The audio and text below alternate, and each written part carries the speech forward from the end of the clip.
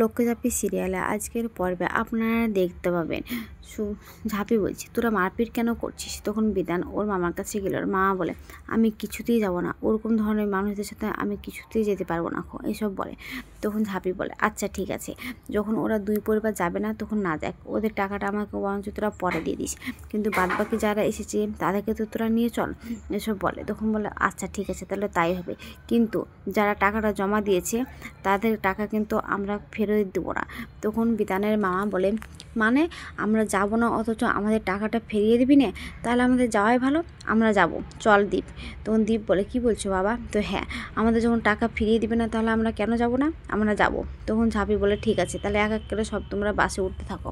তখন সবাইকে এক এক করে বাসে উঠতে দেয়, আর সবাই যখন বাসে উঠে চলে যায় তখন ঝাঁপি ওখানে দাঁড়িয়ে দাঁড়িয়ে হাসাহাসি করে। আর তখন শুভ আর বিধান সেখানে দাঁড়ায়। তখন শুভকে বলে যে, তোর একটু লেগেছে নাকি বস? কিছু মনে করিস না প্লিজ, আমাকে একটু তো অভিনয় করতে হয়েছিল ভালো। তখন না রে না, সব ঝামেলা মিটে গেছি, এটাই অনেক, বলে শুভম বাসে উঠে চলে যায়।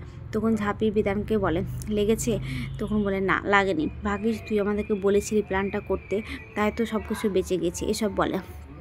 তখন সবাই বাসে উঠে চলে গেলে ঝাঁপি তখন নিচে দাঁড়িয়ে থাকলে দীপ আবার নিচে আসে, আর এসে তখন বলে যে, তখন দীপ ঝাঁপিকে বলে, আচ্ছা একটা কথা বলতো, এই যে দুই বাড়ি একসঙ্গে যাচ্ছি, এটাতে তোর কোনো প্ল্যান না তো? তখন বলে, আমার প্ল্যান? আমার কেন প্ল্যান হবে? আমি সব জানি না কিছু, চলো জাম্প হয়ে যেতে পারে, তাড়াতাড়ি যেতে হবে, বলে ওরা উপরে উঠে চলে আসে। এদিকে কাঁসায় আর নীলু পাশাপাশি একটা সিটে বসে, আর তখন ওরা দুজন দুজনের দিকে তাকিয়ে থাকলে কাঁসার বাবা এসে কাঁসার পাশে বসে পড়ে, আর তখন নীলু ওর দিকে তাকিয়ে হাসতে থাকে। এদিকে ঝাঁপি বলে মনে মনে, যাক সব কিছু তো ভালো ভালো কেটে গেছে, কিন্তু মনে হচ্ছে যেন বাসটা খুব থমথমে, একদমই ভালো লাগছে না, তাহলে কিছু একটা করতেই হয়। তখন ঝাঁপি গান করতে শুরু করে, আর গান করতে করতে ঝাঁপি তখন দীপকে নিয়ে ভাবতে থাকে যে দীপ আর আমি কি সুন্দর করে গান করছি, নাচছি, এসব ভাবে। ভাববা শেষ হয়ে গেলে তখন দীপ বলে যে, কী রে এখানে দাঁড়িয়ে আছিস কেন? তো এমনি, এসব বলে। তখন ঝাঁপি বলে যে সব কিছু ঠিক আছে। এদিকে ঝাঁপির শ্বশুরমশাই বলে, কেমন যেন একটা লাগছে এখানে, ভালো যেন লাগছে না, কিছু যেন একটা হয়েছে এরকম মনে হচ্ছে, একটা থমথম করছে, একটা অন্ধকার হয়ে গেল, সন্ধ্যা নেমে চলে আসলো, এসব বলে। এদিকে নীলুর বাবা বলে ওর মাকে বলে, জানো এই জায়গাটায় কিছুদিন আগে কিন্তু খুব ডাকাতরা পড়তো, কিন্তু এখন হয়তো বেশি উন্নতি হয়েছে, ঘনবসতি বাড়ি হয়েছে, তাই হয়তো কিছু করছে না কম, এসব বলে। তখন নীলু বলে ওর বাবা মাকে, মা বাবা আমরা সবাই মিলে একসঙ্গে বেড়াতে এসেছি, কতই না ভালো লাগছে বলো, এসব বলে।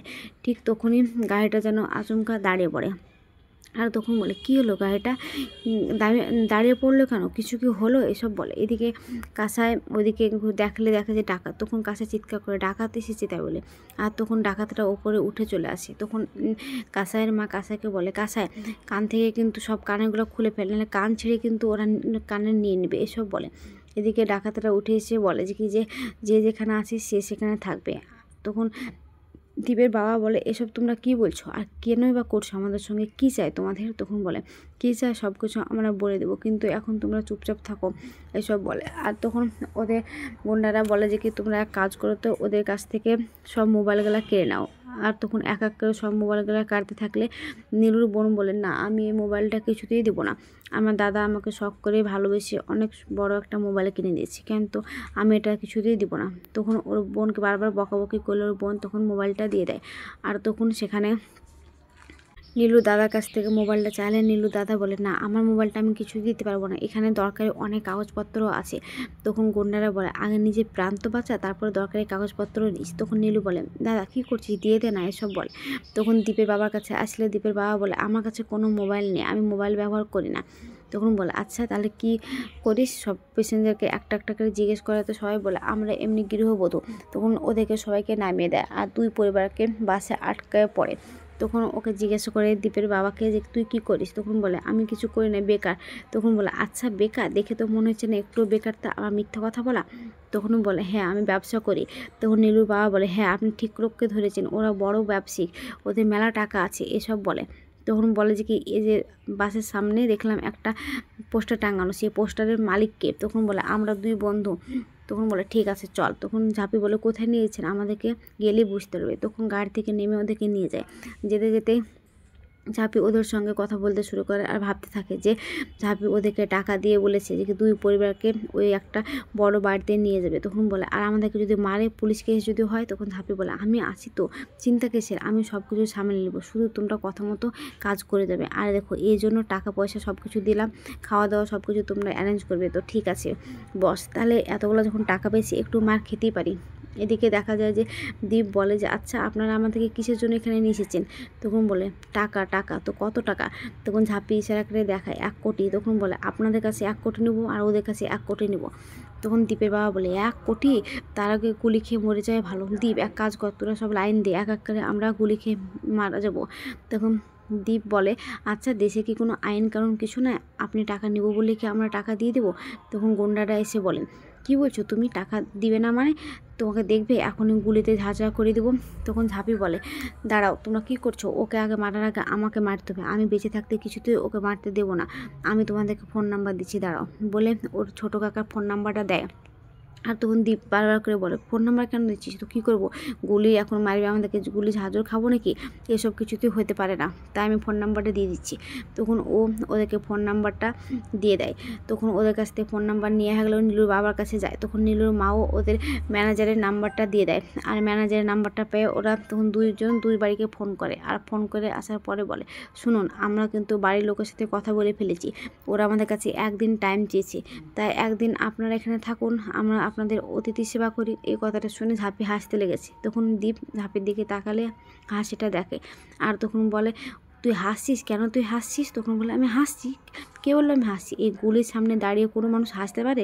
তুমি কি ভুলভাল দেখছো বলো তো? তখন দীপ বলে তাও তো ঠিকই, হয়তো আমি ভুলভাল কিছু একটা দেখেছি। তখন ঝাঁপি মনে মনে বলে এই লোকটা যেন সবসময় আমার দিকেই তাকিয়ে থাকে, কেন যে তাকে আমি জানি না, ভাগ্যিস কথাটা ঘুরিয়ে দিলাম বলে বেঁচে গেছি, এসব বলে। তখন ঝাঁপি ওদেরকে ইশারা করে দেখায় যে নাচ গান শুরু করার জন্যে। তখন দীপ আবারও বলে কি করছিস তুই এসব, তো হাতে খুব ব্যথা গো, মশায় খুব কামড় দিচ্ছে, এসব বলে। এদিকে ওই গুন্ডারা একজনকে বলে নাচ গান শুরু কর, কীরকম একটা থমথমে লাগছে পরিবেশটা, একদম ভালো লাগছে না। তখন আরেকজন জিজ্ঞেস করে কিন্তু এখানে নাচবে কে? তো কেন, এরা তো কত সুন্দর সুন্দর ফুলটুসি মেয়ে ছেলে সবাই আছে, ওরা নাচানাচি করবে। আগাম পর্বে দেখতে পাওয়া যাবে যে নীলুর বাবা আর কাসাইয়ের বাবা দুজনে একসঙ্গে নাচানাচি শুরু করে দিয়েছে। আর তারপরে নীলুকে আর কাসাইকে বলে তোমরা দুজনে ডুয়েট গানে নাচবে। আর তখন কাসাইয়ের বাবা আর নীলুর বাবা বলে কিছুতেই ওরা নাচবে না। তখন বলে নাচবে না, এই বন্দুকের গুলির আগে থাকলে না সবাই নাচবে। তখন ওরা দুজনে নাচতে শুরু করে দেয়। আর ওদের নাচা হয়ে গেলে তখন দীপ আর ঝাঁপিও তখন নাচতে শুরু করে দেয়। আর নাচার শেষে ঝাঁপি ওদের কাছ থেকে বন্দুকটা কেড়ে নেয় আর বলে এবার তোমাদের শেষ। তখন দুই পরিবার একসঙ্গে মিলে ওদেরকে মারপিট করতে থাকে। তখন ঝাঁপি বলে কি সুন্দর, ওরা দুশো পরিবার পাশাপাশি থেকে ওদের সঙ্গে লড়াই করছে। আজকের পর্বটা কেমন হয়েছে, যদি ভালো লাগে কমেন্ট শেয়ার সাবস্ক্রাইব করবেন। আর কোনো জায়গায় ভুল বলে থাকলে ফোন করবেন।